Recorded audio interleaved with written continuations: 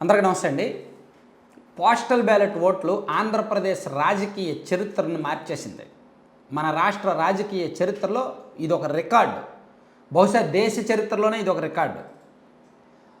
2019 ఎన్నికల నాటికి మన రాష్ట్రంలో మొత్తం 2,38,000 పోస్టల్ బ్యాలెట్ ఓట్లు ఉంటే ఇప్పుడు 4,76,000కు పైగా పోస్టల్ బ్యాలెట్ ఓట్లు ఉన్నాయి. అంటే దాదాపుగా 2,40,000 ఓట్లు పెరిగాయి. అలా పెరగడానికి కారణం ఏంటంటే సచివాలయ ఉద్యోగులు దాదాపుగా 1,35,000, అలాగే అంగన్వాడీ వర్కర్లు, అలాగే జర్నలిస్టులు, అంటే ఎన్నికల విధుల్లో ఉన్న వాళ్ళందరికీ పోస్టల్ బ్యాలెట్ ఓటింగ్ ఇచ్చారు. కాబట్టి 4,76,000 మందికి పైగా పోస్టల్ బ్యాలెట్ ఓట్లు ఉన్నాయి. వారిలో పోస్టల్ బ్యాలెట్ ఓటింగ్ ముగిసేసరికి 4,32,222 ఓట్లు పోలయ్యాయి. అంటే దాదాపుగా 90% ఓటింగ్ జరిగింది. 90% ఓటింగ్ నమోదైంది. అర్థమైంది కదా. 4,76,000 టోటల్ ఓట్లలో 4,32,000 ఓట్లు పోలయ్యాయి. అంటే దాదాపుగా 90%, ఆల్ టైమ్ రికార్డ్. స్వాతంత్ర భారతదేశంలో ఇంత హైయెస్ట్ పోస్టల్ బ్యాలెట్ ఓట్లు ఏ రాష్ట్రంలో ఎప్పుడూ నమోదవ్వాల. ఇప్పుడు మన రాష్ట్రంలోనే నమోదవ్వడానికి కారణం మీకు అందరూ అర్థం చేసుకోవచ్చు, ప్రభుత్వం మీద ఉన్న వ్యతిరేకత.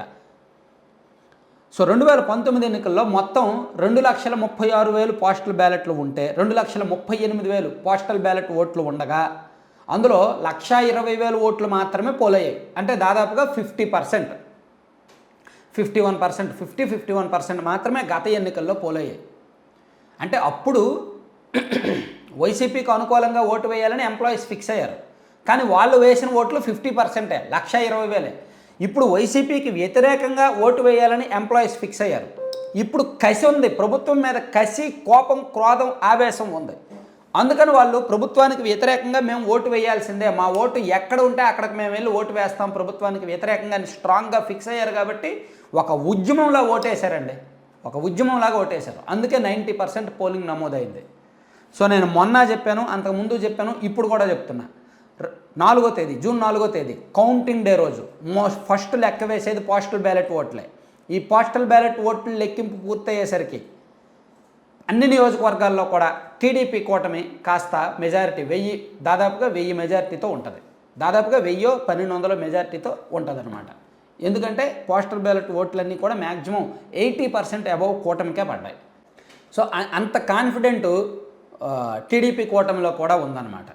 సో ఇక్కడ పోస్టల్ బ్యాలెట్ ఓట్లు వేసే విషయంలో కూడా ఉద్యోగులు కొన్ని ఇబ్బందులు పడ్డారు. ఎందుకంటే వాళ్ళ ఓటు ఎక్కడుందో, ఇప్పుడు పలానా చోట ఉద్యోగ నివాసం ఉంటే అక్కడికి వెళ్ళి చూస్తే ఓటు లేదు, ఇంకో చోట ఉందని చెప్పారు.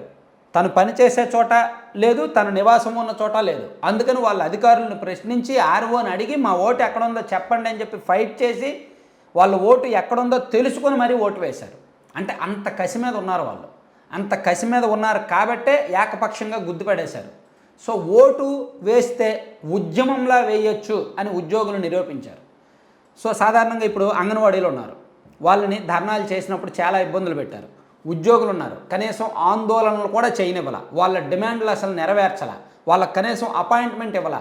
సిపిఎస్ రద్దు విషయంలో కావచ్చు, వాళ్ళకి ఇవ్వాల్సిన జీతాల విషయంలో కావచ్చు, వాళ్ళు ఎన్నో డిమాండ్లలో ఉండేవాళ్ళు. మాకు సిపిఎస్ రద్దు చేయాలి, పిఆర్సీ ఇవ్వాలనే డిమాండ్లలో ఉన్నవాళ్ళు కాస్త అన్నీ తగ్గించి బాబు మాకు 5వ తేదీలోపు జీతం ఇచ్చేస్తే చాలు బాబు అనే పరిస్థితికి వచ్చారు. అంత దిగజారేలా ఉద్యోగులు, ప్రభుత్వ ఉద్యోగులు అంత దిగజారేలా చేసింది ఈ ప్రభుత్వం. సో అందుకు వాళ్ళు కసి, కోపం మీద ఉన్నారు. అందుకు ఇంత వ్యతిరేకంగా ఓటు వేశారు. అంగన్వాడీలు కూడా అంతే, ఆశా వర్కర్లు అంతే, ఈవెన్ జర్నలిస్టులు కూడా అంతే. సో పోస్టల్ బ్యాలెట్ అయితే సచివాలయ ఉద్యోగులు మాత్రం, నాకు తెలిసిన ఇన్ఫర్మేషన్ మేరకు సచివాలయ ఉద్యోగులు మాత్రం దాదాపుగా 60-70% వైసీపీకి ఫేవర్గానే ఓటు వేశారు. ఎందుకంటే వైసీపీ ప్రభుత్వం వచ్చాక వాళ్ళకి ఉద్యోగాలు వచ్చాయి కదా. కాబట్టి సచివాలయ ఉద్యోగులు మాత్రం 60-70% మంది వైసీపీకి అనుకూలంగా ఓటు వేశారు. మిగిలిన వాళ్ళల్లో కూడా కొంతమంది వైసీపీకి వ్యతిరేకంగానే ఓటు వేశారు.